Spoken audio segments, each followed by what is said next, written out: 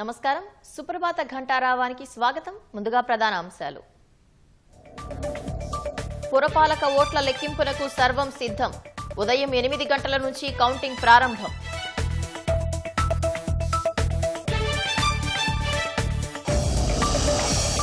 Counting కు ముందే మొదలైన క్యాంపు రాజకీయం.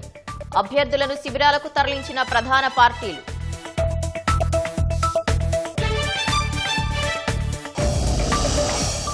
రెండు 2029లో జమిలీ ఎన్నికలు ఖాయమన్న సీఎం రేవంత్ రెడ్డి. తెలంగాణ అసెంబ్లీకి అప్పుడే ఎలక్షన్స్ జరుగుతాయని వెల్లడి. రాష్ట్ర ప్రాజెక్టులకు సహకరించాలని కేంద్ర మంత్రులకు సీఎం విజ్ఞప్తి. గాంధీ సరోవర్ శంకుస్థాపనకు రావాలని రాజ్నాథ్ సింగ్ కు ఆహ్వానం.